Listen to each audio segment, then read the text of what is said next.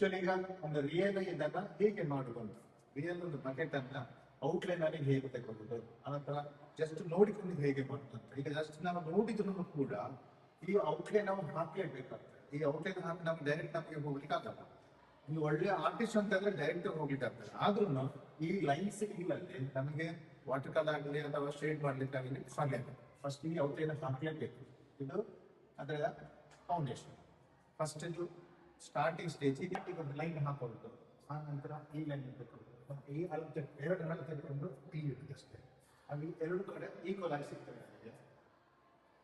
ಮತ್ತೆ ವಾದ್ ಮಾಡೋದು, ಮತ್ತೆ ಅದೇ ಸೈಜ್ಗೆ ನಾವು ತೆಗೆದುಕೊಂಡು ಇಲ್ಲಿ ಮತ್ತೆ ಅಲ್ಲಿಗೆ ಎರಡು ಕಡೆ ಭಾಗವನ್ನು ಈ ಥರ ರೌಂಡ್ ಮಾಡ್ಬೋದು. ಅದು ಬೆಂಡ್ ಆಗಿರ್ತದೆ. ನೋಡಿ ಇಲ್ಲಿ ಕೂಡ ಬೆಂಡ್, ಇಲ್ಲಿ ಕೂಡ ಸರಿ ತುಂಬ ಬೆಂಡ್ ಮಾಡ್ಬೋದು. ಇಲ್ಲಿ ಕೂಡ ರೌಂಡ್ ಶೇಪ್ ಚೂಪ್ ಇರ್ಬಾರ್ದು, ರೌಂಡ್ ಶೇಪ್ ಏನಾದ್ರು ಕಡಿಮೆ ಲೈನ್ಸ್ ಮೇಲೆ ಡಬ್ಬಲ್ ಬರುತ್ತೆ. ಒಳಗಿನ ಪೋರ್ಷನ್ ತೋರಿಸ್ತಾರೆ. ಹಾಗಾಗಿ ಎರಡು ಲೈನ್ ಬರಬೇಕು. ಇಲ್ಲಿ ಈ ಕಡೆ ಸಣ್ಣ ಬರ್ತದೆ, ಈ ಕಡೆ ದಪ್ಪ ಲೈನ್ ಬರ್ತದೆ. ಇಲ್ಲಿ ಯಾಕಂದ್ರೆ ಎದುರು ಕಡೆ ಕಾಣುವಂಥದ್ದು ನಮಗೆ ದಪ್ಪ ಇದೆ, ಹಾಗಾಗಿ ಈ ಮಾತ್ರ ದಪ್ಪ.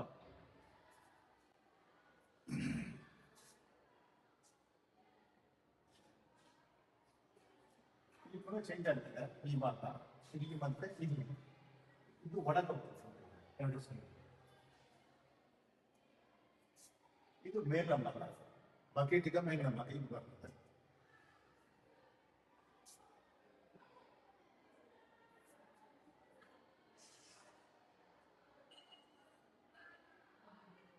ಎರಡು ಸೈಡ್ಗೆ ಬಕೆಟ್ನ ಮೇಲ್ ಕೆಳಗೆ ಬರ್ತದೆ. ಇಲ್ಲಿ ಮತ್ತೆ ಈ ಸೈಡ್ಗೆ ಬೋತ್ ಸೈಡ್ ಹಾಗೆ ಇರ್ತದೆ. ಇದು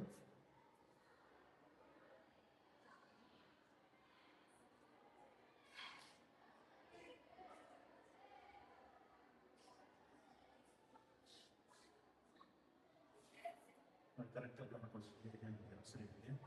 ಇಲ್ಲಿ ಮತ್ತೆ ಕೆಳಗೆ ರೌಂಡ್ ಫ್ಲಾಟ್ ಇದೆ, ಕೆಳಗೆ ರೌಂಡ್ ಇರ್ತದೆ. ಮೇಲ್ ಕಡೆ ರೌಂಡ್ ಇರ್ತದ, ಕೆಳಗಡೆ ಹಾಗೆ ರೌಂಡ್ ಬರ್ತದೆ.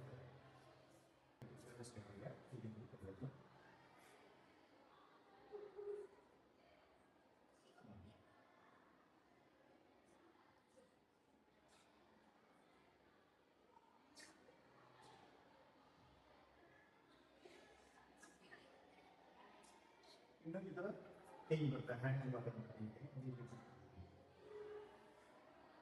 ಈ ಕಡೆ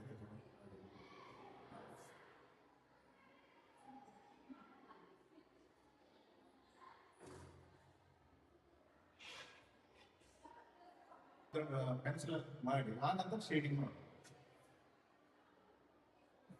ಪೆನ್ಸಿಲ್ ಮಾಡ್ಬೇಕು ನಾವು.